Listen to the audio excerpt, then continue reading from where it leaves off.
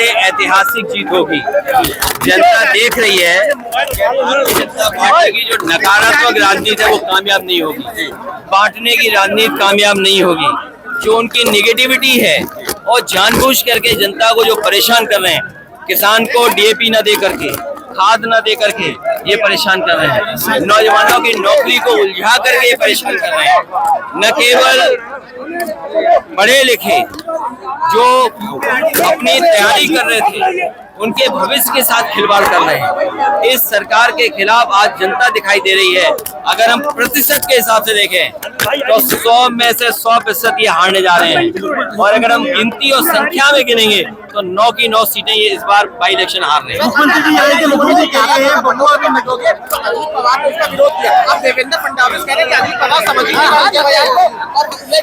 देखिए ये जो नारा है वो नकारात्मक नारा है, ये नारा निगेटिविटी पैदा करता है, ये नारा कोई स्वीकार नहीं कर सकता है।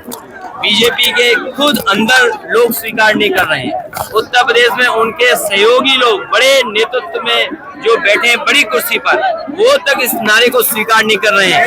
ये नारा नहीं चलेगा।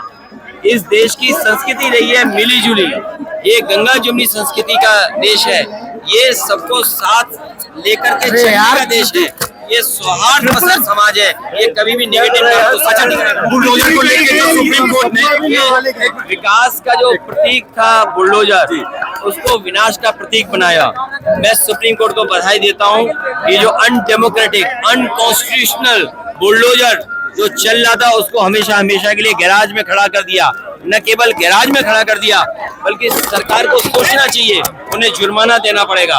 जुर्माने के साथ साथ जिन अधिकारियों ने ये कार्रवाई की है उन अधिकारियों के खिलाफ भी कार्रवाई का सामना करना पड़ेगा। ये नौजवानों की बात उन्हें माननी चाहिए, उनके भविष्य के साथ ऐसी खिलवाड़ नहीं करनी चाहिए। जो बड़े बड़े दावे करते हैं कि रिकॉर्ड एग्जामिनेशन करा सकते हैं, रिकॉर्ड संख्या के बच्चों की परीक्षा करा सकते हैं, ये यूपी पीसीएस के बच्चों की नौकरी एक साथ नहीं करा सकते हैं। ये उनके भविष्य के साथ खिलवाड़ थी, उनकी मांगे माननी चाहिए।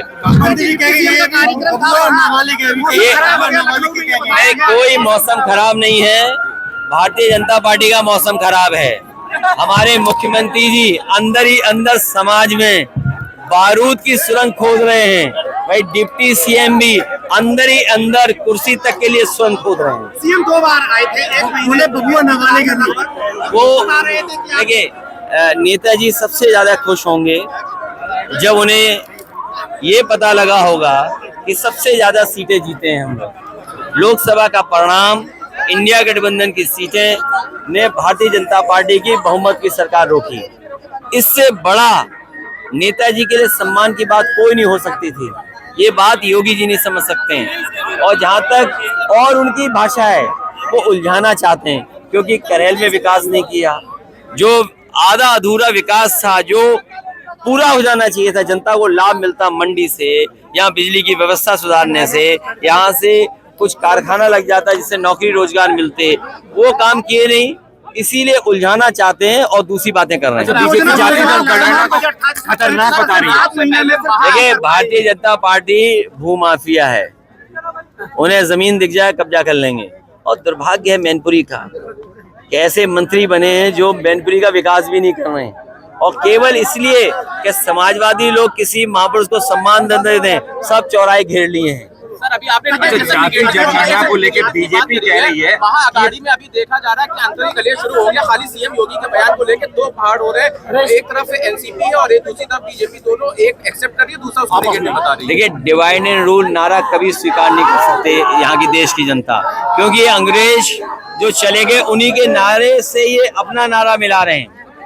ये अंग्रेजों के विचारवंशी हैं, ये अंग्रेजों के तरह चल करके समाज को बांटना चाहते, कभी स्वीकार नहीं करेगा समाज।